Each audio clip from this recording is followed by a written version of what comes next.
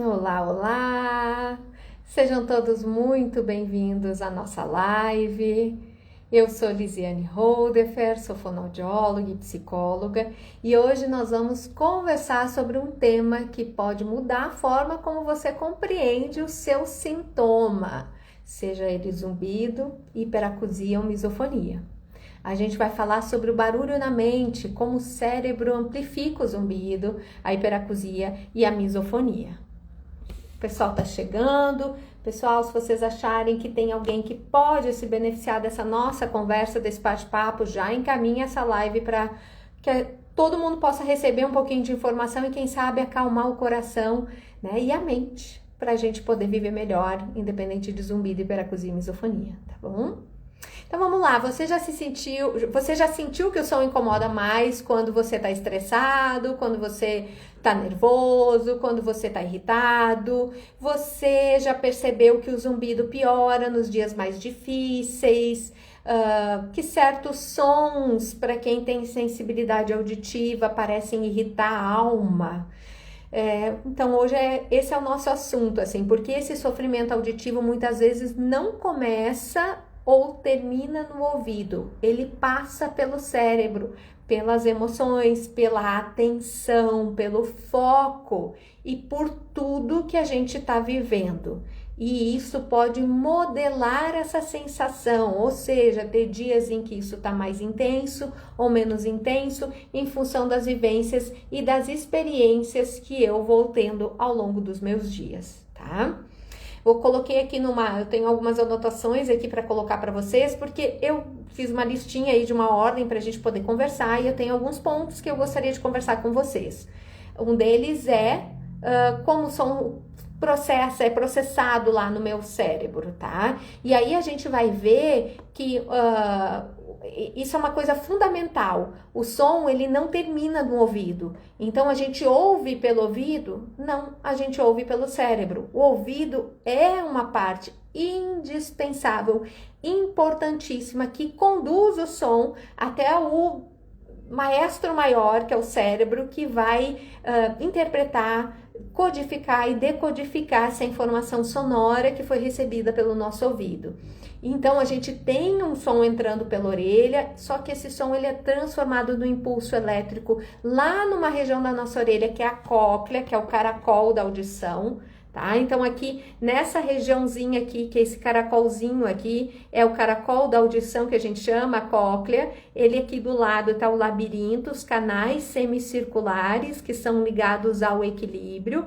E então aqui nesse caracolzinho aí dentro a gente tem células. E essas células transformam um impulso que é mecânico, que o som é uma onda, bate no tímpano, mexe os ossinhos, até ali tudo é mecânico. Na hora que chega na cóclea, esse disparo tem que ser transformado em algo elétrico por essas células. Por quê? Porque esse som elétrico, esse estímulo elétrico, vai pelo nervo lá para o cérebro, para que o cérebro possa ler essa informação. Então, ele vai subir pelo nervo auditivo até chegar lá no meu córtex auditivo. E ele não fica só no córtex auditivo, porque todo e qualquer som, ele também é lido e interpretado por outras regiões do meu cérebro que vão dar significado a esse som. Então, o nosso sistema emocional, outras áreas do cérebro que estão ligadas a talvez imagens. Então, se eu escuto, por exemplo, um miado, tem áreas do cérebro que vão ativar, que estão ligadas à imagem de um gato. Então, estão ligadas às emoções que eu sinto do gato. Então, áreas do cérebro se acendem e se comunicam para esse som. Então, eu vou tentar explicar um pouquinho para vocês como esse processo, porque isso ajuda a gente a entender como o zumbido e como as sensibilidades mexem não só com a nossa orelha, mas e especialmente com a nossa mente, tá?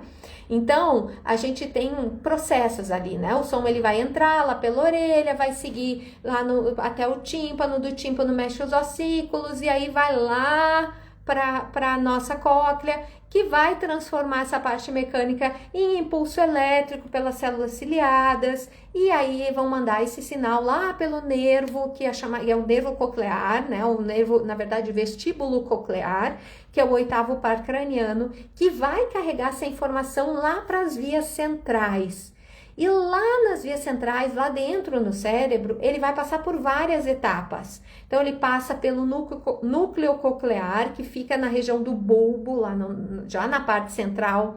Vai subir para o complexo olivar superior, que é a região da ponte, que faz a integração binaural, o que está vindo de um lado e o que está vindo do outro, e eu junto essa informação. Vai passar pelo leminisco lateral, que vai fazer essa transmissão de sinais. Vai subir lá pelo colículo inferior, lá no mesencéfalo, que vai fazer essa integração dessa sensorial. Vai lá para o corpo geniculado, lá no tálamo. Eu estou colocando isso só para vocês entenderem o percurso do som, que vai fazer essa retransmissão final, e aí chega no córtex auditivo primário, que envolve ali várias regiões, o giro temporal superior, a área de Brodmann 41 e 42, que vai fazer essa percepção consciente do som. Ou seja, o que acontece? Ele passa por todas essas etapas, todo esse processo lá no cérebro, e aí sim eu tenho a percepção final do som.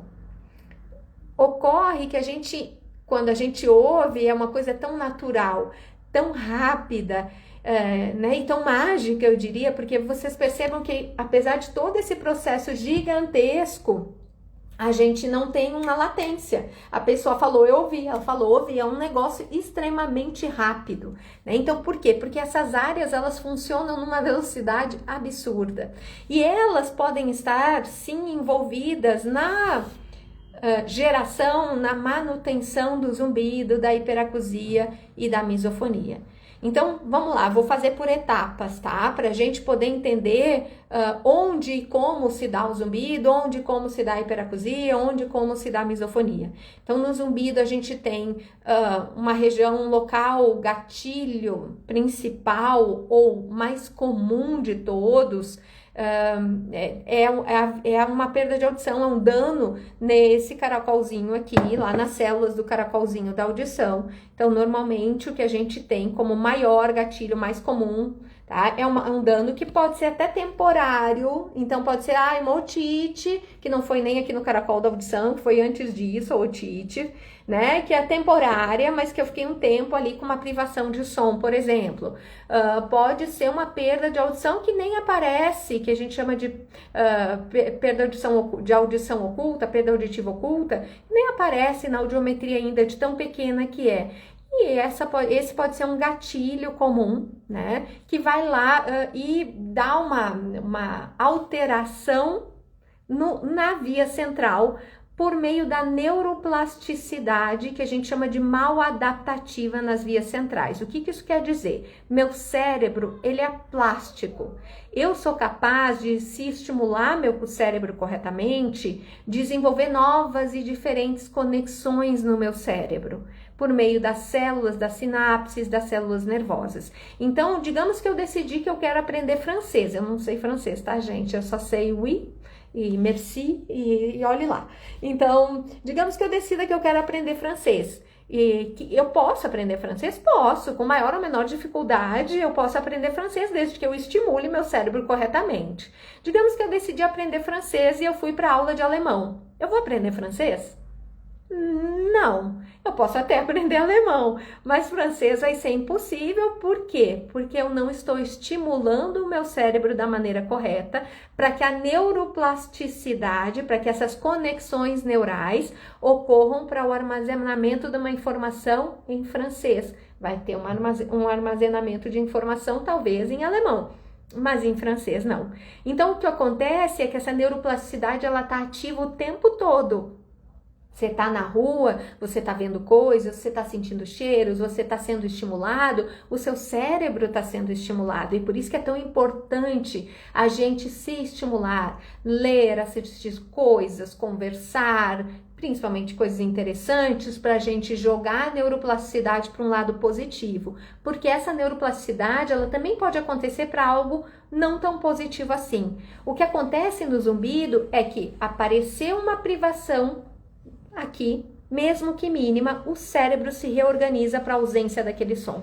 mesmo que uma ausência mínima de som. Ou seja, essa reorganização que o cérebro faz, ela é chamada de neuroplasticidade mal adaptativa, porque nesse caso ele acaba gerando um processo que não é gostoso e não é bom para mim, que pode ser, por exemplo, o zumbido. Tá? Então, isso acaba sendo um dos fatores que acaba mantendo o zumbido, gerando e mantendo o zumbido, uma reorganização no meu cérebro. Lembra que eu falei que o cérebro é plástico? Da mesma forma que ele se reorganizou para ausência do som e aí acabou gerando zumbido, eu posso reorganizar o meu cérebro para parar de processar o zumbido também. Tá? Eu costumo dizer que é a mesma coisa que eu aprendi, por exemplo, o português antigo. Eu não aprendo novo? Sim, se eu estimular meu cérebro adequadamente, meu cérebro vai se reorganizar para trocar essa informação por uma informação nova e atualizada de um inglês novo. Então, perdão, de inglês não, do português novo. Então, a gente consegue modular essa neuroplasticidade, utilizar da neuroplasticidade para trabalhar uma neuroplasticidade que aconteceu anteriormente, tá? Então, lembrem o seguinte, não é porque está no cérebro que eu estou condenado a viver com. Então, essa ideia de, eu tenho zumbido e agora, nossa, a Lizzie tá me dizendo aqui que isso é no cérebro, socorro, então eu tô condenado a ter zumbido pro resto da vida. Não, o cérebro é plástico, da mesma forma que ele se ajusta para eu perceber zumbido, eu posso estimular ele para que ele pare de perceber zumbido, tá? A gente tem estudos mostrando que áreas do cérebro auditivas e áreas que não são auditivas, mas estão ligadas à audição, estão ligadas à atenção, estão ligadas às emoções, estão ligadas aos significados dos sons, elas se modificam, elas entram em hiperativação para quem tem zumbido. E isso faz com que esse zumbido permaneça, com que esse zumbido acabe ficando. Então, a gente olha para o cérebro na hora que alguém chega aqui e me diz, tenho zumbido. Então, vou olhar para o cérebro e ver o que eu posso fazer, não apenas para a orelha, não apenas para a parte metabólica, não somente para a parte muscular, não somente para, enfim, as outras questões que podem ser geradores de zumbido, tá? Periféricos, vamos dizer assim. Ok? A gente diz que o zumbido não é um som real, mas é uma percepção fantasma. Isso não quer dizer que a pessoa que está sentindo não está realmente sentindo. Ela realmente sente, existe algo real, mas é uma percepção fantasma porque ela não vem de fora, ela está aqui dentro, tá? E ela, a permanência ali, o surgimento do zumbido envolve uma série de áreas do cérebro, né, como o córtex auditivo primário e secundário, então áreas ligadas à estimulação, à audição, tá? Córtex pré-frontal, que é responsável pela atenção, pelo controle, pela organização, então é a região aqui que a gente utiliza para poder dar foco e dar atenção em alguma situação. O nosso sistema límbico, que é composto ali pela amígdala e pelo hipocampo, e eu vou falar um pouquinho dessas regiões, porque elas estão muito ligadas à maneira como a gente interpreta e significa o zumbido, o que faz com que essa neuroplasticidade mal adaptativa que gera zumbido, muitas vezes se firme, eu fique ligada, estimulando essa neuroplasticidade, estimulando essas vias dessa forma, porque eu ativo a amígdala, hipocampo, eixo HPA, que a gente falou na outra live, eu vou falar um pouquinho de novo, que é o envolvimento do sofrimento emocional, tá? Das vias emocionais. O tálamo, que é o filtro sensorial. Então, a gente tem ali áreas do cérebro que entram em hiperativação. Liz, elas têm uma lesão? Não tem. Você vai fazer uma ressonância, você não vai encontrar lesão nessas áreas. Nós não estamos falando de lesão. Nós estamos falando de reorganização de neurônios, da parte da neuroplasticidade de neurônios. Isso não é uma lesão. Na hora que eu aprendo francês, eu não gero uma lesão no meu cérebro, né? Mesmo que eu aprenda algum palavrão. Então, é algo que não é tão bom assim. Não gera uma lesão. Só que eu gero uma alteração nas sinapses, nas combinações das ligações ali das células para que eu armazene aquela informação, tá? Então, o que a gente tem que lembrar aqui do resumo dessa conversa no caso do zumbido? O cérebro é como se ele preenchesse o silêncio causado pela perda auditiva, mesmo que mínima. Às vezes o paciente chega aqui e diz, minha audiometria é uma perda só em agudos.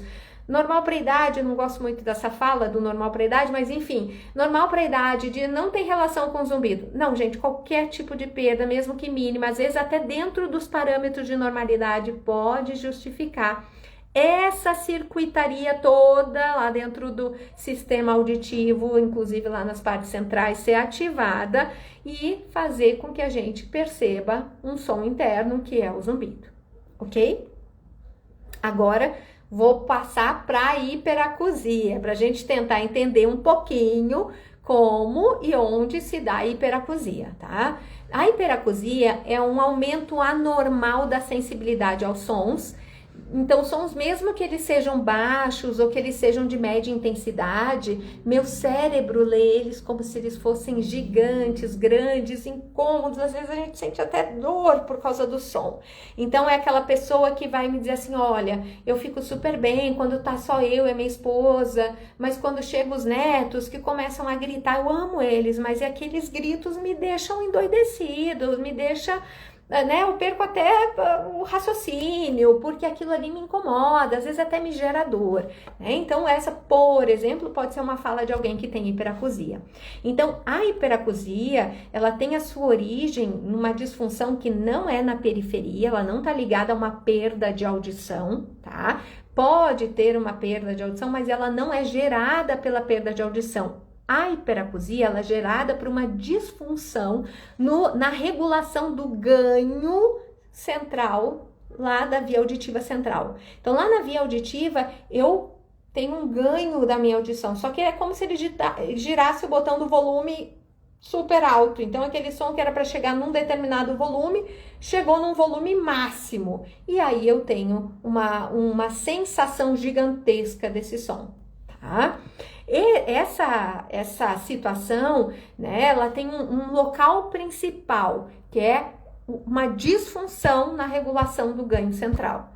E ela leva algumas regiões, obviamente, centrais, lá cerebrais, de novo o núcleo coclear, que está envolvido também com o zumbido, e o colículo inferior, estão relacionados ao aumento desse ganho na hiperacusia, e eles potencializam o sinal. O córtex auditivo, que está hiperativo nos casos da hiperacusia, e o sistema límbico, que muitas vezes entra com uma interpretação e uma reação de medo e de desconforto aos sons. Então, na hiperacusia, se a gente fosse resumir o que está envolvido nela, é o cérebro que interpreta os sons normais como excessivamente altos e ameaçadores. Ok? Vou para a misofonia agora. Então, misofonia, como e onde? O que acontece aí? Então, a misofonia, o que é a misofonia? Uma reação intensa, emocional, afetiva a sons, uma reação negativa, raiva, nojo, uma ansiedade extrema, um ódio do som, às vezes até direcionado à pessoa que fez o som. Não quer dizer que eu odeio a pessoa que fez o som, pelo contrário, às vezes eu amo a pessoa que fez o som, mas o som que ela faz me gera ódio, pavor, uma reação extremamente intensa de raiva. E a misofonia, ela tá ligada a sons específicos, então não tá ligada assim, qualquer som me gera misofonia. Na hiperacusia, qualquer som que chegar numa intensidade X ou a partir da intensidade X vai me gerar uma reação de desconforto, porque lá o ganho na via central está aumentado. Na misofonia, a gente tem reações de raiva, de ódio muito intensas, ligadas a estímulos muito específicos, normalmente ou comumente ligados a sons de boca, de nariz, enfim, tá? Pode ter sons de animais, pode ter sons no ambiente, enfim, e sons normalmente que não são intensos, não são fortes, né? Até uma coisa curiosa, porque às vezes parece que a pessoa que tem a misofonia, que a gente chama de misofônico, ele tem assim um ouvido super aguçado, porque é aquele som que às vezes ninguém percebeu, tá todo mundo ali almoçando junto e ninguém reparou no som que fulano faz na hora de mastigar. mas para quem tem misofonia é como se aquilo ali ficasse muito no alerta, no foco. E aí eu percebo esse som e tem uma reação, o meu cérebro percebe esse som e tem uma reação a ele, uma reação emocional muito intensa, tá? Na misofonia, o local principal envolvido dela não é o ouvido, não é uma perda de audição, não é a periferia, mas sim uma resposta anormal ligada a um sistema de saliência e emocional. Então, tem uma conversa entre as vias auditivas e emocional que faz com que eu tenha uma resposta emocional intensa, muito intensa, a sons que às vezes seriam totalmente irrelevantes. Quais as regiões que a gente já sabe que estão envolvidas na misofonia? Ainda tem muito estudo pela frente, né? Eu acho que o zumbido a gente já tem muito mapeado as regiões, né? E a hiperacusia a gente já tem um entendimento até maior. A misofonia ainda tem muitos estudos, mas a gente já tem, ainda tem muitas lacunas, mas a gente já tem aí uma visão. Então a gente sabe que está envolvido o córtex auditivo secundário, ou seja, vias auditivas, obviamente, são sons, tá? O córtex insular anterior, que faz a associação som-emoção. Por isso, essa reação. Córtex órbito-frontal e pré-frontal ventromedial. Lembrando que as regiões de córtex pré-frontal, elas têm uma relação com a nossa atenção, com o nosso foco, tá? A região da amígdala, que não é a amígdala da garganta, a gente tem uma região que chama amígdala lá no cérebro e que ela está ligada a respostas de raiva, a gente diria que é respostas emocionais aversivas, vamos dizer assim. E o córtex somatosensorial, que são as respostas do corpo. Por quê? Porque normalmente quando essa pessoa percebe esse som, tem essa resposta de ódio, ela tem um disparo no corpo, uma contração da musculatura, até às vezes o paciente relata uma vontade de pular no pescoço da outra pessoa para fazer ele parar esse som, porque isso dá um gatilho, obviamente, por toda a neuroquímica que é liberada para o corpo todo, tá? Então, em resumo, o cérebro atribui um significado ameaçador ou intolerável a certos sons, mesmo eles sendo suaves, mesmo eles sendo banais para a maioria das pessoas. No caso da misofonia, o cérebro interpreta eles como algo ruim, perigoso e aversivo, extremamente aversivo, tá?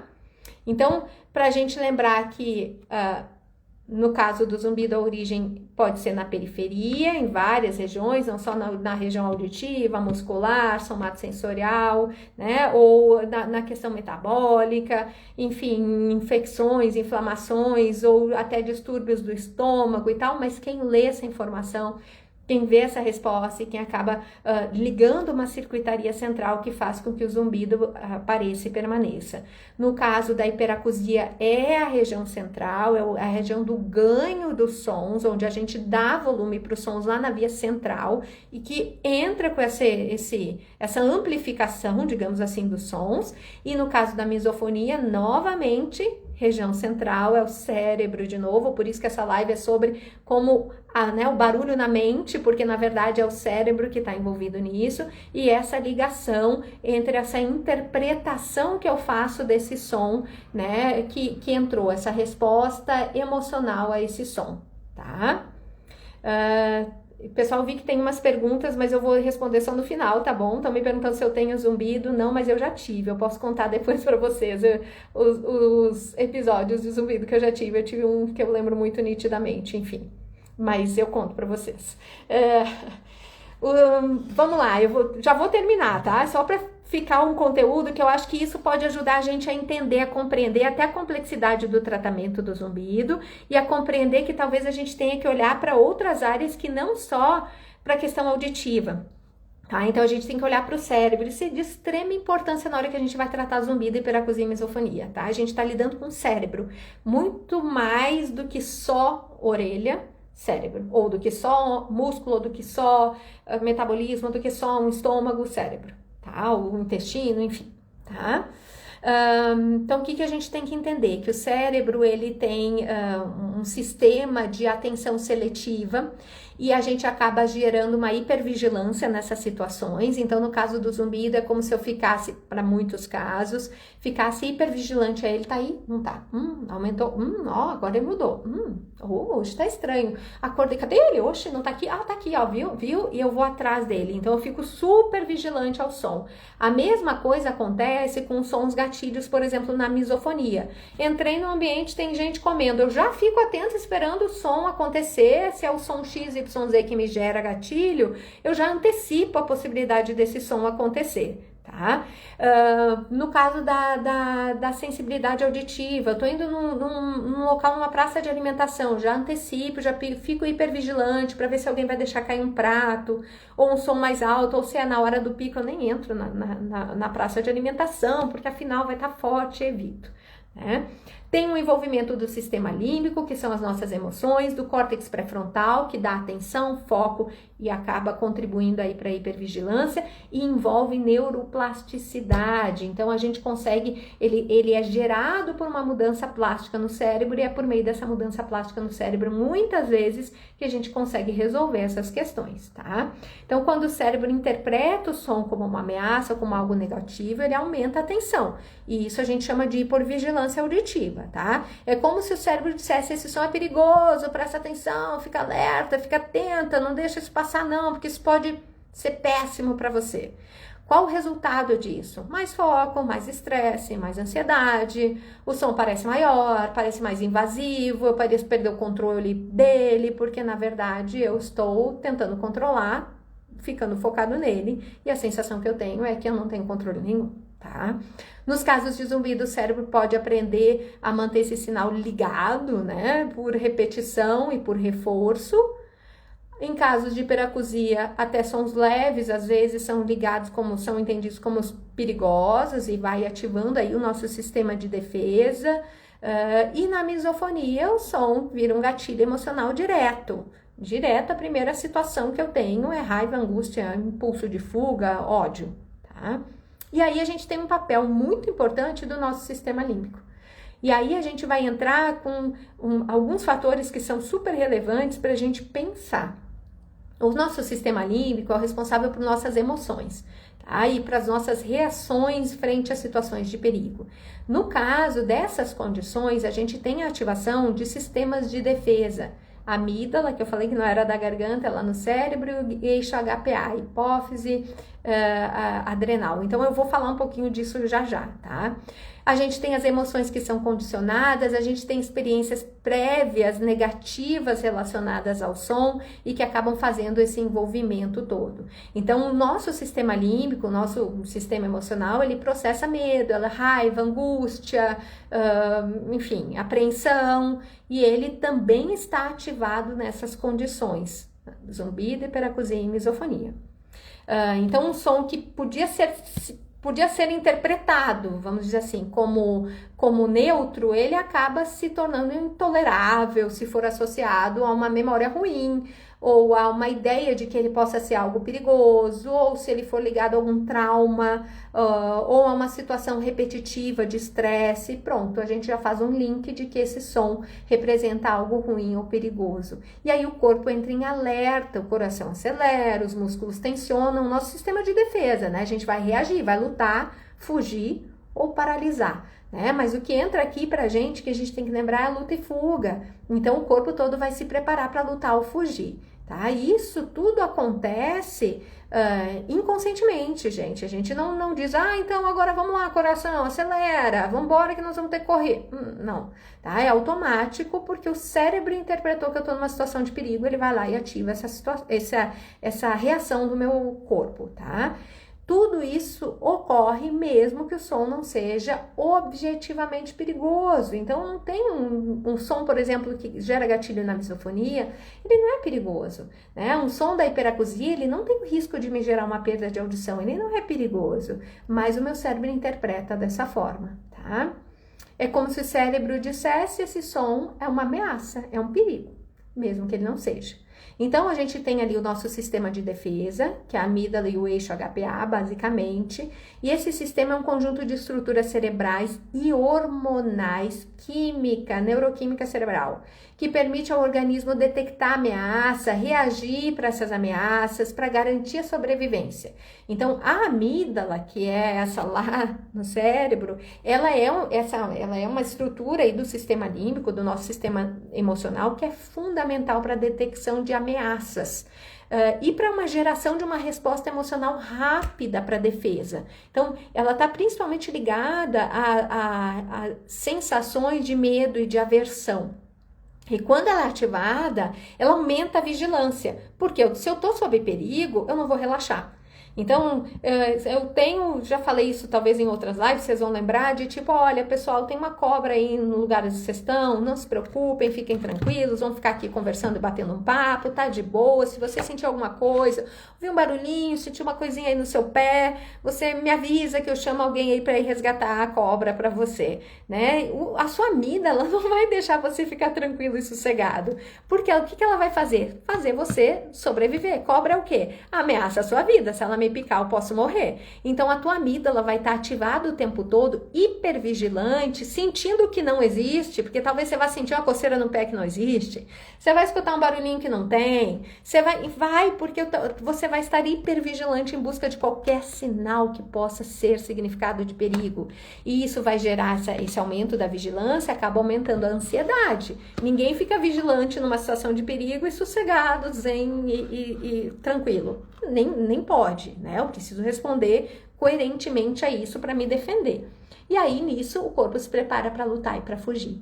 Aí entra o tal do eixo HPA, que é o hipotálamo hipófise adrenal. Esse sistema é um sistema neuroendócrino, ou seja, parte química hormonal com a parte neural, neurológica, que é responsável pela resposta ao estresse crônico ou intenso. E aí, nessa situação onde é ativada a amígdala, ela leva à liberação de cortisol e outros hormônios do estresse que fazem com que esse estado de alerta que a amígdala já gerou se prolongue e pode, com isso, amplificar as percepções sensoriais, incluindo sons. Então, eu amplifico as sensações que eu tenho no pé. Passou uma cobra? Não passou uma cobra, mas eu senti uma coceirinha, sim, porque talvez essa coceirinha você até tivesse no outro momento, mas ela foi amplificada. Ela ganhou um espaço muito grande para você se defender e, na verdade, ela nem seria vista do tamanho que ela foi vista, mas como está ligado o sistema de defesa e de proteção, o sistema amígdala, hipotálamo, hipófise adrenal, liberou cortisol, meu sistema de alerta está super ligado, eu vou amplificar isso para que eu possa perceber, e isso vale para o auditivo. Pensem vocês, lá no tempo da caverna, que é onde a gente tem esse sistema, e é um sistema de defesa que a gente tem instalado na gente, não tem como desinstalar, e nem devemos. A questão é que hoje em dia esse sistema é ativado muito constantemente para situações onde a gente não precisa dele. É isso que é a tal da ansiedade. Eu estou em situações que não têm este tamanho, mas que são lidas pelo meu cérebro, pelo meu sistema de defesa, como algo deste tamanho. E aí eu acabo gerando esse sistema ativo o tempo todo e obviamente, isso é algo desgastante. Você está vigilante o tempo todo, que não é assim com o zumbido, não é assim com os sons quando eles incomodam. Você fica tão ligado nele que chega no final do dia, às vezes você está com a cabeça cansada, você não está conseguindo nem se concentrar em mais nada, né? Então, isso é uma das coisas que você tem que ficar em alerta. O teu sistema de defesa está super ativado porque você está lendo essa informação, os sons, como algo perigoso, tá? Então, qual a relação com zumbido, hiperacusia e misofonia? A amígdala hiperativada interpreta o som, o zumbido, por exemplo, ou o som que vem aí de fora, como uma ameaça. Intensifica o desconforto. Porque para eu me defender, eu não intensifiquei as sensações do meu pé, eu não fiquei hiper alerta, intensifiquei para ver que, nossa, se a cobra passou ali em cima do meu pé. Então a mesma coisa acontece com sons, eu vou perceber se eu tiver com medo de ser assaltado. Vocês já devem ter passado uma situação talvez não igual a essa, mas talvez seja mais fácil a gente pensar. A gente escuta os estalidos da janela, a gente percebe sons na casa que a gente nunca percebeu antes na vida, e no final não é ninguém entrando, não é ninguém nada disso, mas a gente tá com o nosso sistema super ativado buscando som para me defender, tá? Isso acontece quando a gente entende que o zumbido é algo perigoso, automaticamente eu amplifico ele. É por isso que o zumbido às vezes fica tão forte, tão intenso em situações estressantes, porque eu já tenho a amígdala ativada, eu ativo mais ainda ela, pronto. Sistema de luta e fuga, de ameaça tá ali, pronto e armado. E aí o eixo HPA, né, hipotálamo, hipófise adrenal, ele é ativado e mantém o corpo num estado de estresse crônico. Então, ele aumenta a atenção seletiva ao som, a sensibilidade auditiva e a reatividade emocional. Pronto, tá montado o quadro do terror para quem tem zumbido, hiperacusia e misofonia. Então, o que isso acaba gerando? Um zumbido mais incômodo, sons normais percebidos como intoleráveis, e reações explosivas ou de pânico a sons específicos. Então, zumbido, hiperacusia e misofonia, tá? A gente tem algumas emoções que elas são condicionadas. Então, quando a gente tem emoções condicionadas, a gente tem respostas emocionais que a gente aprende por associação repetida entre um estímulo neutro e uma emoção negativa. Então, é um processo de condicionamento clássico. Vocês já ouviram falar de uma pesquisa antiga em que, enfim, o cachorro bebia água ou ele bebia água e levava um choquinho, ou a gente faz isso com ratinho, às vezes na faculdade, na psicologia, para ver o condicionamento. E então eu dou comida toda vez que ele andar na rodinha, ele fica andando na rodinha independente de eu dar comida ou não, enfim. Então esse condicionamento, essa ligação, ela acontece lá no cérebro e ela acontece para uma associação emocional para um estímulo neutro. O que isso quer dizer? Apareceu o zumbido, eu tive uma reação emocional negativa a ele. O zumbido podia ser neutro, podia ser interpretado pelo meu cérebro como não é nada, é o barulho do corpo, já ele vai embora. Mas não, eu me assustei, eu tive uma reação de desconforto, ou eu ouvi talvez, ou li coisas que me diziam que isso era algo perigoso, associei a uma emoção negativa, algo negativo. Então esse estímulo que poderia ser neutro foi interpretado como algo negativo. Então, por exemplo, se alguém ouve um som durante um momento de dor, de estresse, de medo, o cérebro associa aquele som à emoção negativa que você sentiu naquele momento. Então, talvez no futuro, o som sozinho possa provocar já ansiedade, raiva, medo, mesmo ser uma ameaça real. Você foi assaltado à noite, andando numa rua, estava frio, essa rua tinha muita árvore, estava com barulho de vento intenso e estava para chover. Então, talvez em situações em que ameace chover, mesmo você estando em casa, você não está com nenhuma situação de perigo, o teu corpo acione o teu sistema de luta e fuga, como se você tivesse na situação de perigo ou arriscando ser assaltado novamente, porque o teu cérebro associou um estímulo que é negativo. A chuva não necessariamente seja sinal de que eu vou ser assaltada, aliás, não é, mas ficou associado em função da experiência negativa que eu tive. Então, às vezes, o estímulo neutro, quando associado a uma resposta emocional negativa, pode fazer essa ligação e ativar esse desconforto só na presença de um estímulo neutro, tá? Então o cérebro aprende a temer ou a rejeitar certos sons por causa da associação com o sofrimento. No caso do zumbido, se ele for causado por um trauma, por uma perda auditiva traumática, ou ele acontece num momento da vida que está mais complicado, mais estressante, ou enfim, né, uma situação de doença, seja a sua ou de um familiar, enfim, o som pode ser associado com angústia, com sofrimento, com dor, e automaticamente qualquer situação que seja próxima a isso, qualquer situação de angústia, por exemplo, já ativa o zumbido. No caso da hiperacusia, os sons do ambiente às vezes se tornam intoleráveis por associações anteriores, com dor ou com estresse. E na misofonia, então, a gente tem as associações emocionais negativas, que muitas vezes estão ligadas a julgamento, tipo, nossa, isso é falta de educação, nossa, comer desse jeito é falta de respeito, nossa, a pessoa não podia fazer menos barulho quando fizesse isso ou aquilo, então acaba tendo essa associação negativa em função dessas experiências prévias, tá? Então, o que acontece é que vivências traumáticas, estressantes ou emocionalmente dolorosas deixam memórias afetivas profundas. E essas memórias, elas são armazenadas juntos com sons, com cheiros, com imagens, com emoções que estavam presentes naquela situação. Aí, de novo, a amígdala e o hipocampo, que é uma outra área do cérebro, eles registram e mantêm essas conexões para poder te proteger em situações de potencial ameaça futura. Pronto, tá ligado o circuito.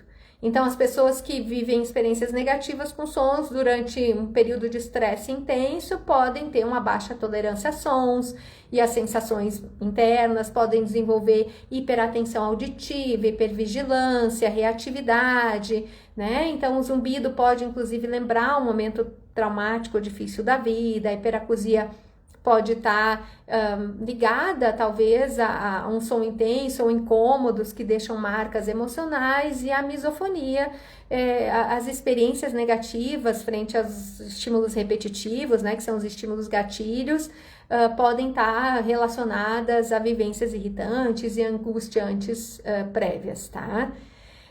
Lembrem o seguinte, o que a gente precisa entender dessa relação cérebro, e eu vou dizer o termo orelha, apesar de a gente saber que na hiperacusia e na misofonia nem é orelha, é via auditiva central, já é cérebro na história mesmo, né?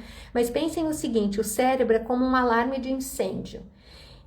Se ele aprendeu que certos sons representam perigo, se o cérebro, né, aprendeu que certos sons eles representam perigo, ele dispara, mesmo quando não tem fogo. Então, com o tempo, o alarme se torna sensível demais. Ele começa a tocar sem qualquer motivo. Então, assim, esquentou. Pronto, o alarme tocou, tá? Mesmo sem fumaça, mesmo sem nada. E assim funciona a amígdala em pessoas que têm zumbido, hiperacusia e misofonia. É como se o alarme disparasse mesmo sem a presença de um risco real vigente ali, presente naquele momento, tá? Então, o que a gente tem que lembrar desse ciclo vicioso que a gente acaba preso? A gente tem um sintoma, zumbido, sensibilidade, entra a atenção na jogada, a gente se estressa, tem uma resposta emocional, estresse, angústia, irritação. Isso faz com que eu amplifique essa situação e isso faz com que o sintoma aumente mais ainda. E aí pronto, o sintoma acaba gerando mais atenção, acaba gerando mais resposta emocional, estresse, irritação, ansiedade, amplifica e parece que eu não consigo sair desse ciclo vicioso. Tá? Então, você ouve o som, ele incomoda, você foca mais nele. Você sente a ansiedade aumentar, fica irritado, nervoso, o cérebro foca mais ainda, aí o som parece maior ainda, e aí é como se você não conseguisse sair desse ciclo vicioso, e ele é um ciclo real, tá? Ele acontece no cérebro, ele acontece no corpo, porque isso libera, lembrem disso, libera química, hormônio, neuroquímica, que vai modular não só a neuroquímica do cérebro, mas as respostas somatosensoriais do nosso corpo, tá? As respostas musculares, físicas, as reações dos batimentos cardíacos, por exemplo, do nosso corpo. Qual a boa notícia? Vamos chegar finalmente em termos boas notícias, tá? O cérebro ele também pode aprender a sair desse ciclo, a romper esse ciclo, tá? E aí a gente tem algumas estratégias que podem ajudar nisso. Então a gente tem estratégias para lidar com a maneira como o cérebro se reorganizou, as hiperativações relacionadas ao cérebro. Então a gente pode utilizar estratégias de neuromodulação que auxiliem esse cérebro, essas áreas que estão hiperativadas, a regularem essa sua ativação. A própria fotobiomodulação, o laser, dependendo da estratégia que você usa, você consegue inclusive ajudar a modular áreas do cérebro, né? Você tem a terapia cognitivo-comportamental, que faz toda uma reestruturação cognitiva, a maneira como a gente interpreta esse ciclo vicioso. Ele consegue ajudar a gente a perceber o ciclo vicioso e a começar a quebrar isso conscientemente, a trazer isso para a consciência e a poder rever e reprogramar o cérebro para interpretar esses sons e a maneira como eu enxergo. A gente tem a mindfulness, que ajuda a gente a trabalhar muito com a questão do foco e da atenção plena. E a mindfulness, normalmente, ela é aplicada durante o dia, em situações de atenção, mas muitas vezes a gente também utiliza de meditações, e aí a respiração entra como uma ferramenta muito maravilhosa. Hoje, dentro da psicologia, a gente entende a respiração como talvez uma das ferramentas mais incríveis, com potencial, talvez um dos maiores potenciais para lidar com a ansiedade, curiosamente, tá? A própria reabilitação auditiva, por meio de aparelhos auditivos, a terapia sonora com uso de sons para tratar essa hiperativação do córtex, tá? Então, para sair desse ciclo aí, a gente tem que treinar o cérebro para perceber o som como menos ameaçador. Tá? Então, a gente pode utilizar essas estratégias, inclusive as estratégias de relaxamento, né? Porque o corpo tá nessa jogada. A própria atividade física colabora muito com isso, porque a atividade física, ela, hoje mais do que nunca, lida como uma grande forma de lidar com situações estressoras, com esse eixo HPA e com a amígdala, regular essa situação, tá?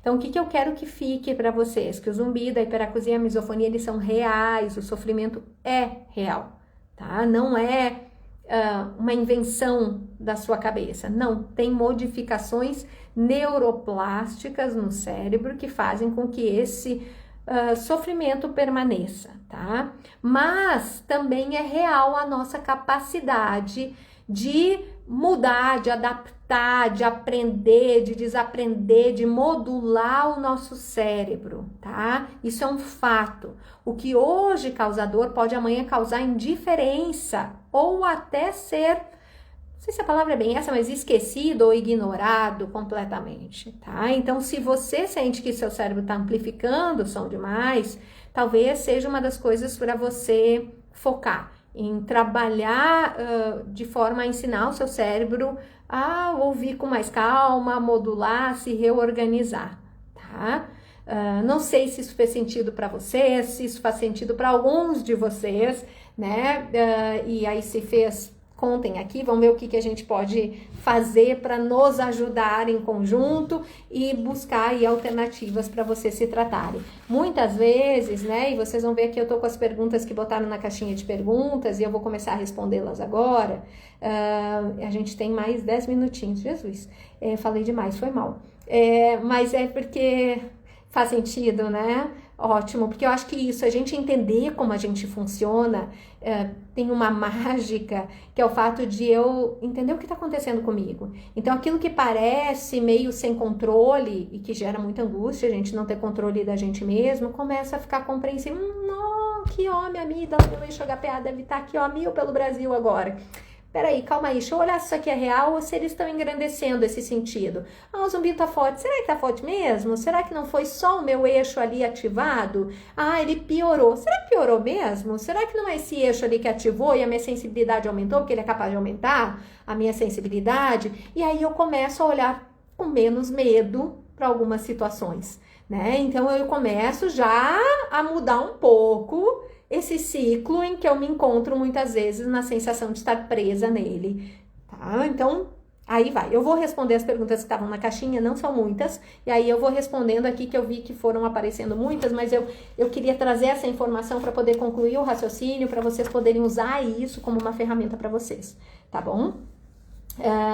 Aqui me colocaram assim, minha dificuldade para ler tem aumentado muito com o zumbido. O que eu posso fazer? Então, vamos lá. Aí, o que entra é porque você está querendo concorrer com coisas. Lembra da história do córtex pré-frontal, a atenção, o foco? Então, aqui a gente tem uma questão ligada a isso. Você está precisando da tua atenção e do teu foco para usar para leitura, mas tua atenção, teu sistema está ativado, entendendo o zumbido como algo perigoso, ou seja, algo no qual você deve focar. Então, isso é uma questão. Eu tô tentando ligar aqui só para enxergar direito. Oh, meu Deus, tá, não vai dar, mas não tem problema. Então, o que eu te sugiro? O que você pode começar a fazer? Primeiro, coloca um som ambiente enquanto você for ler. um ventilador, um som neutro, ruído branco, o que você achar que é mais agradável, deixa de fundo. Faça uma leitura ativa, então faz anotação, grifa, lê em voz alta, tá? Então procura, talvez você vai dizer, eu nunca fiz assim. Sim, mas até para você voltar como você fazia antes, experimenta tentar essas estratégias, veja o que para você faz sentido e funciona, tá? Vai fazendo leituras menores, então faz trechos menores e aumenta aos poucos. Né? Procura ler assim, eu costumava ler 10 páginas, não tô conseguindo. Sim, mas tô conseguindo ler uma ou duas, então hoje eu vou ler uma ou duas, ou colocar um sonzinho, vou ver como é que eu fico. Nossa, consegui vencer uma ou duas com atenção, com foco, ótimo, então eu vou aumentando isso aos poucos, tá? Faça treinos de atenção, meditação, exercícios de foco. A terapia cognitivo-comportamental pode te ajudar nesse processo, em lidar com os pensamentos que vão surgindo ali naquele momento, que fazem com que você fique lidando com aquela rotação de pensamentos, ao invés de focar naquilo que interessa, que é o livro, que é a informação que você está querendo perceber, tá? Ou ler. Segunda pergunta que colocaram lá, o que fazer para diminuir o zumbido e ouvir melhor? Depende de cada caso. Acho que a primeira parte é você entender isso que a gente conversou hoje, porque isso vai te tirar um pouquinho, espero que tire um pouquinho do significado do zumbido, do medo relacionado a ele, e aí você vai diminuir um pouco a sua atenção, o seu foco para ele, e aí provavelmente você não tão atento a ele, vai prestar atenção nas outras coisas. Agora, se você tem uma perda de audição, para ouvir melhor, talvez precise de um tratamento específico para perda auditiva, tá? Às vezes é o zumbido, que eu fico concentrado nele e não presto atenção nas outras coisas que estão acontecendo, auditivas e sonoras, mas às vezes eu tenho uma perda de audição que precisa de tratamento, tá? E aí não é o zumbido que tá na jogada, mas a dificuldade auditiva. Então, vale investigar o que é que tá na jogada, tá?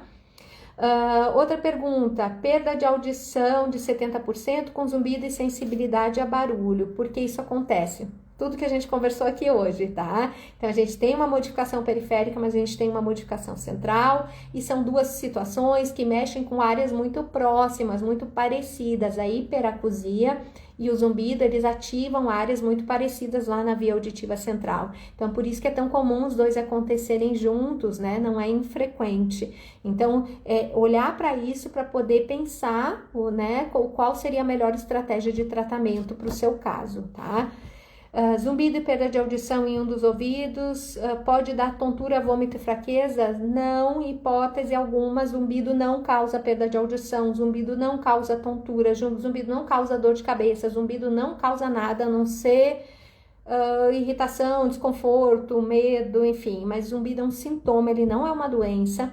Então, isso que você está me relatando, tontura, vômito e fraqueza, muito provavelmente você está com uma alteração labiríntica, e pode ser que a perda de audição e o zumbido venham da mesma origem desses fatores aqui. Então, o que está causando a tontura, o vômito, a fraqueza, também pode estar causando o zumbido e a perda de audição.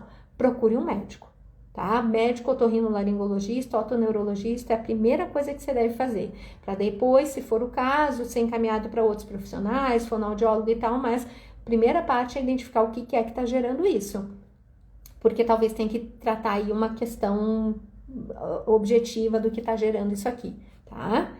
Qual o tratamento para zumbido com perda auditiva súbita? Bom, primeira coisa, perda auditiva súbita é quando eu acordo sem ouvir numa orelha, ouvindo menos, ou de uma hora para outra eu perco a audição numa orelha. Nesses casos, a grande questão é o quanto antes, o mais célere possível, o mais rápido possível, você buscar um médico otorrinolaringologista. Muito provavelmente ele vai te indicar medicação, corticoides em alta dosagem.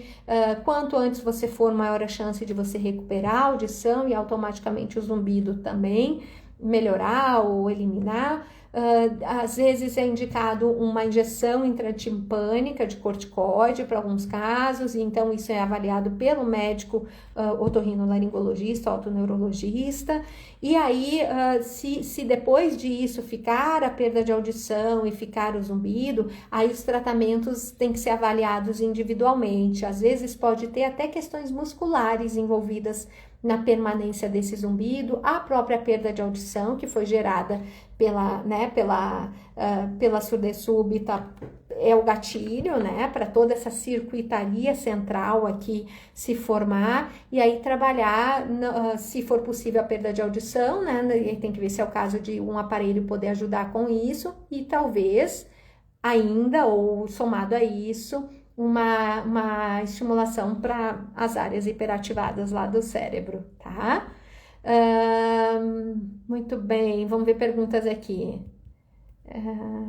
Me deu esse zumbido na minha dieta quando eu tive uma decepção, ó, tá vendo que aí já tá ligada, tem normalmente uma situação onde ele aparece que não é muito favorável. Se eu tô num momento bom quando ele aparece, a tendência é ele não cronificar, ele não ficar, ele não continuar incomodando, tá?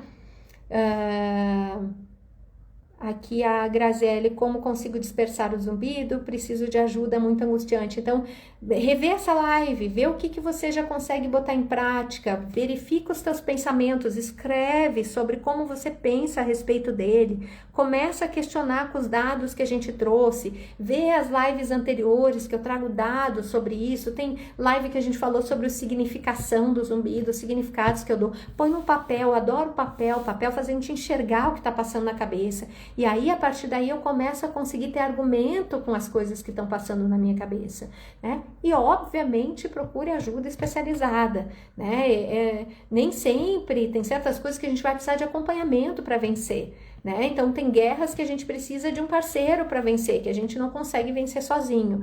E, muitas vezes, essas são situações que são tão angustiantes que eu sozinho não consigo fazer. Então, procura ajuda para isso. Pode te ajudar nesse percurso, tá? A Vanusa, tive que fazer uma dieta por conta de uma gastrite, fiquei muito estressada, depois disso apareceu um zumbido e nunca mais desapareceu. Então, pode ser que aí o estresse envolvido nessa situação tenha feito o zumbido, essa circuitaria central permanecer, pode ser que a origem dele possa estar ligada. Normalmente, zumbido é casamento de situações, é só o estresse puro e simples? Não acredito nisso. Eu acredito porque a gente tem estresse o dia todo, então todo mundo teria zumbido o tempo todo, mas tem uma combinação. Então, assim, tem um campo ali que já estava meio pré-pronto e aí pronto, encaixou as pecinhas, o zumbido apareceu. O próprio estômago pode estar ligado a zumbido. Então, estômago, estresse, tarará, pronto. A combinação aconteceu e ele permaneceu porque a circuitaria ativou muito provavelmente. Então, entrando com medicação para ansiedade, deveria melhorar. E isso não acontece. Não funciona assim, Angelita. Olha só, se você não modifica a maneira como você pensa e como seu cérebro funciona frente a determinadas situações, a medicação não faz efeito nenhum.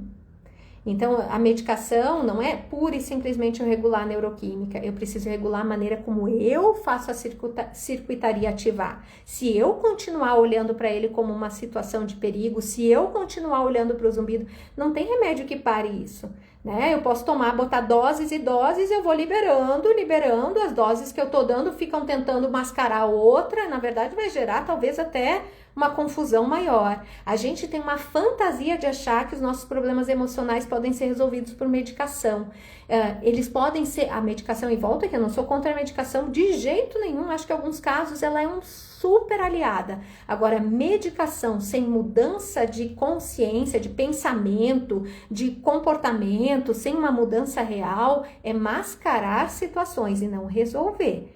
Então, sim, em muitos casos, ela nem sequer vai resolver essa situação. E muitas vezes é uma neuroquímica tão intruncada e tem tantas outras coisas envolvidas que a medicação para ansiedade sozinha pode até ajudar em alguns casos, mas não resolver toda a questão. Então, aí a gente precisa ver também o que é que está envolvido nessa história, porque só a medicação não consegue resolver essa circuitaria. Aí todo mundo tomava remédio e ninguém mais estava estressado, ninguém mais tinha situações de ansiedade na vida. Não funciona assim e também não recomendo que façam isso, porque vai ser, talvez, mascarar situações complexas, tá? A gente tem que sentir certas coisas, até para a gente poder fazer as mudanças, né? E até para a gente poder se organizar. Então, tem certas dores ou tem certas dificuldades, certas alegrias que a gente precisa sentir para a gente poder fazer as modificações que a gente precisa para mudar, para, enfim, entrar no nosso processo aí ao longo da vida.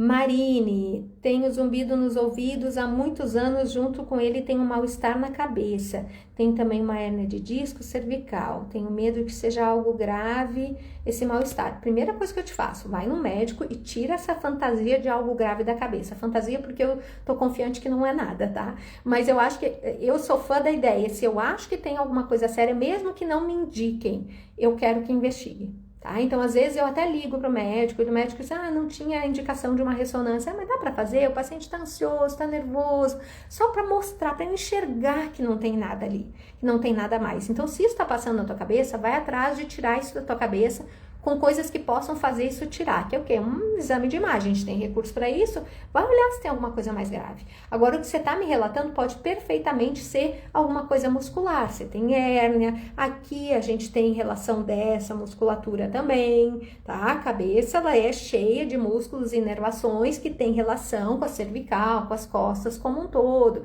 então esse mal-estar aí pode estar relacionado. É o zumbido que está causando isso? Não, mas é o que está causando isso que pode estar causando também o zumbido, tá? Será que remédio para depressão pode melhorar o zumbido? Olha, hoje em dia, na verdade, o que a gente tem é uma melhora do meu quadro emocional, só que o que a gente vê é que se eu não trabalhar a minha depressão, se eu não trabalhar a minha ansiedade, se eu não trabalhar as minhas condições emocionais, eu diria que com psicoterapia, no sentido de uma mudança na maneira como eu me relaciono comigo e com a vida, muito provavelmente não. Tá? Eu ouso dizer isso. Tá? Ele pode te ajudar, ele pode te segurar a onda. Eu digo que é uma boa de uma bengala, a medicação em algumas vezes, inclusive para a terapia, para o paciente ter força para fazer o processo psicoterápico, o processo de mudança, então mega útil. Agora, se eu tirar a medicação e eu não tiver feito as mudanças, ou eu vou tomar medicação para a vida inteira e aí talvez eu entre num rolo bem complexo, tá? Então, eu sugeriria a gente modificar aí algumas maneiras de funcionar. Não consegue dormir à noite, então tem que procurar verificar o que é e talvez entrar com estratégias para isso, seja por meio de uma avaliação, se tem alguma alteração do sono, apneias e tal, ou até para uma alteração relacionada à minha relação com o sono por meio de uma psicoterapia direcionada para o sono. A gente tem terapia cognitivo-comportamental para sono, terapia cognitivo-comportamental para zumbido e tal, e é hoje uma das ferramentas mais eficazes para tratamento do sono, tá? Óbvio, se não tiver apneia, que a apneia é uma outra condição que tem que ser tratada, que é quando eu paro de respirar no meio do sono. Aí não é terapia que resolve essa questão, tá? Acordo no meio da noite com esse barulho enlouquecedor, às vezes a gente acorda e ele tá mais forte, né? A acupuntura pode ajudar, eu sou acupunturista também, e eu acho ela uma boa coadjuvante. Ela sozinha eu acho que é mais limitada, assim, então depende para cada caso. Eu uso ela em conjunto com outras estratégias, tá? Mas é uma estratégia interessante, a acupuntura é muito interessante para emocional, para ajudar com ansiedade e depressão. Então, pode ser uma via interessante pegar pelo lado emocional se você tiver alguma coisa emocional aí envolvida nessa história também, tá? Só sabe quem passa, fui em neuro, cardiologista, otorrino. Então, talvez agora que você fez uma avaliação e dá um diagnóstico, procura o tratamento, né? Um fonoaudiólogo especializado, vai na direção de buscar estratégias para organizar o tratamento para você, tá? Tem dias que consigo, mas outros que ficam bem mal, tem dias melhores e dias piores em lidar com zumbido, é assim na vida, infelizmente, né, a gente tem dias que a gente tá melhor, em dias que a gente tá pior, independente de zumbido ou não, a ideia é a gente tentar trabalhar para, nos dias que a gente não tá tão bem, não se render a ele, né, e talvez essa seja a grande busca, porque tem dias que talvez ele tá realmente mais chato e mais incômodo, a ideia é a gente não se render, dizer, ok, você hoje tá gritando muito, ok, mas o que eu vou fazer aqui? Eu não vou me ficar girando ao redor de você, não. Deixa eu aqui resolver minha vida. E direcionar para que ele não ganhe mais espaço e mais significado, tá? Aqui a Amanda colocou, tenho há 8 anos pela perda de audição, depois que comecei a ignorar ele, convivo bem melhor. Às vezes até esqueço. E se eu ficar prestando atenção, é inevitável, ele aumenta. Amanda, é o exemplo clássico do resumo da nossa live de hoje, desse sistema, dessa circuitaria central que é ativada na hora que eu dou significado, que eu dou atenção, que eu ligo esses eixos aí que fazem com que a sensibilidade, inclusive, pareça maior, ou seja, que o zumbido pareça ainda maior do que de fato ele está, ou de que ele é, por causa da liberação dessa neuroquímica, da ativação desse sistema de luta e fuga, tá? A Geise diz, chego até a sentir ou ouvir meus batimentos cardíacos no ouvido. É normal? Não é normal ouvir os batimentos, mas isso pode acontecer. Isso pode acontecer por um aumento da circulação sanguínea. Às vezes, isso, né, vale a pena você passar por um otorrino para ver se está tudo ok com a sua orelha, fazer exame, avaliar. E aí, se tiver tudo ok com a sua orelha, pesquisa a parte muscular, que às vezes pode fazer a gente perceber por contração, perceber o batimento cardíaco na orelha, tá? Essa sensação, tá? Deixa eu ver se tem mais perguntas. Eu já passei do horário, que eu falo mais do homem da cobra, Jesus amado. Isso ajuda muito, eu tô fazendo videoaula de yoga e parece que tem ajudado. Gente, eu adoro yoga, tá? Eu acho ela uma estratégia bem interessante, ela combina respiração com alongamentos, com um trabalho físico, né? Então, assim, só de a gente respirar bem e alongar já é meio caminho andado, então a gente já começa a equilibrar esse sistema de luta e fuga. A respiração é poderosa, vai por mim. Quando você começa a desapegar do zumbido, você consegue ir levando de um jeito mais normal, concordo plenamente, eu acredito e vejo isso diariamente, tá? Aqui diz que foi otorrino, que fez audiometria, ressonância e não apareceu nada, então talvez seja a hora de tratar a circuitaria central, tá? Se tem relação com a menopausa, pode ter relação com a menopausa, tá? A gente vê às vezes que distúrbios hormonais muda tudo, né? A gente, quando tá na menopausa, vamos combinar, gente, a gente sofre, mulheres. Às vezes altera o sono, às vezes altera a nossa sensação física, às vezes altera o nosso humor, porque o hormônio, ele tem um impacto nessa neuroquímica cerebral. Então, sim, ele pode ter uma relação com o zumbido também, tá? Então, é uma coisa para você avaliar, equilibrar dentro do possível e verificar quais seriam as estratégias aí de tratamento que possam te ajudar, tá? O Jay falou que o meu apareceu junto com uma crise de ansiedade há um mês, então você vê que tem ali um gatilho muito próximo de uma situação muitas vezes emocional não tão favorável. Aqui a G colocou que foi a vários otorrinos, que tem Meniere e perda de audição nos dois lados, e os aparelhos não estão dando jeito de resolver o zumbido. Procura, de repente, olhar para essa questão dessa circuitaria além da periferia, né? O aparelho, ele trabalha essa questão central também, tá? Mas o aparelho não é mágica, não botei o aparelho, o zumbido some em 2, 3 dias, né? Eu costumo dizer que com o zumbido, normalmente, nada é assim, mágico, que tudo leva um tempo, porque nós estamos falando de cérebro. Você não aprende francês do dia para a noite. Eu não escuto uma fita de francês enquanto eu durmo e acordo falando francês, lendo francês. Não funciona assim. O cérebro precisa de estímulo contínuo e repetitivo para que ele consiga fazer mudanças, tá? Celeste, meu zumbido apareceu na pandemia, então tem toda uma configuração também. A pandemia foi cruel para isso, né, Celeste?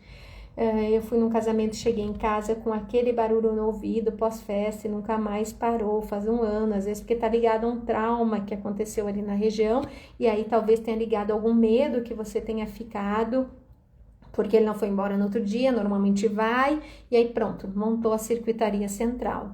O meu zumbido começou depois de uma formatura, 1 mês e meio, fui num bar com show de rock e piorou, porque aí estímulo alto às vezes gera essa sensação, mesmo sem ter tido perda auditiva identificável, né?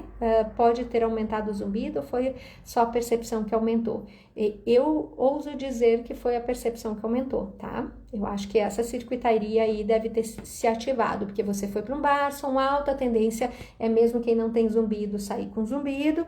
Você já tinha zumbido, ele ficou mais forte, talvez aí tenha entrado a questão do, oh meu Deus, o que está rolando aqui? E aí ele libera mais química, aumenta essa circuitaria e talvez você tenha a percepção aumentada, tá?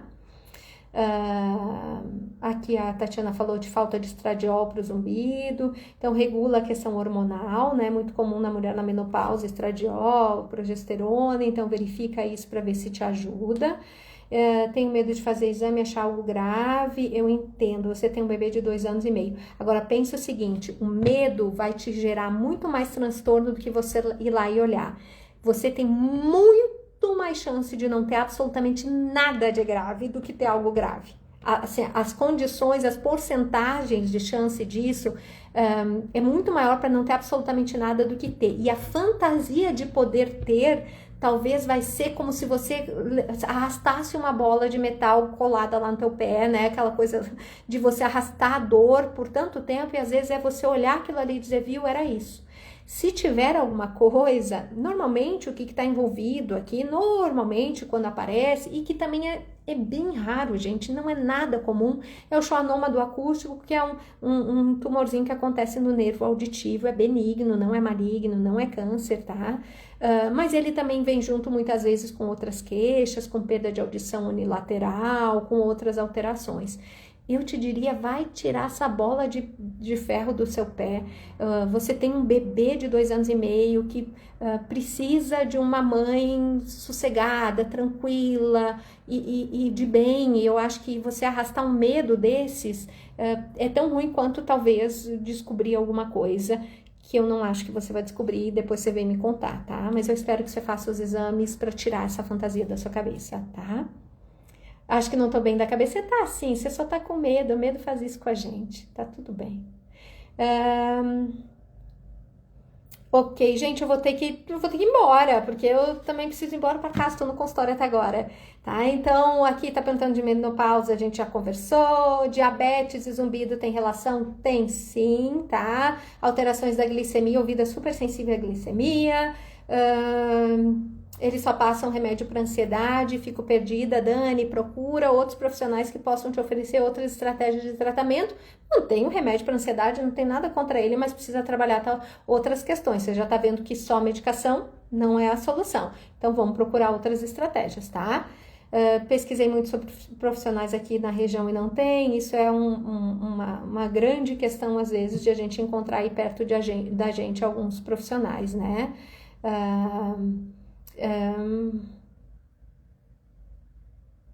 Aqui, zumbido após medicação, altos e baixos, na troca do remédio, coisas de pressão arterial, tem que cuidar da pressão, tá?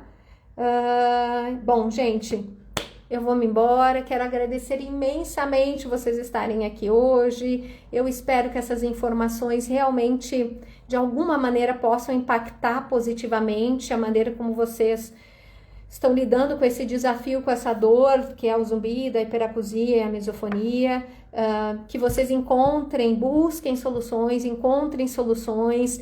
É possível tratar, sempre é possível tratar, tá? O fato de a gente ter relações com áreas centrais com o cérebro não é condenação, o cérebro é plástico. Você não é a mesma pessoa que você era quando você tinha 15 anos, 18 anos, 20 anos. Você fez mudanças na sua vida, ou seja, você mudou o seu cérebro, né? Graças a Deus a gente muda.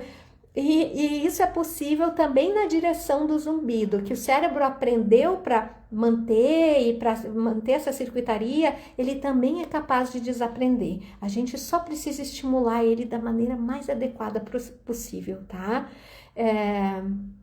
Você vai levar para o seu psicólogo essas informações? Ótimo, ótimo, porque isso acho que a gente precisa espalhar essas informações, né?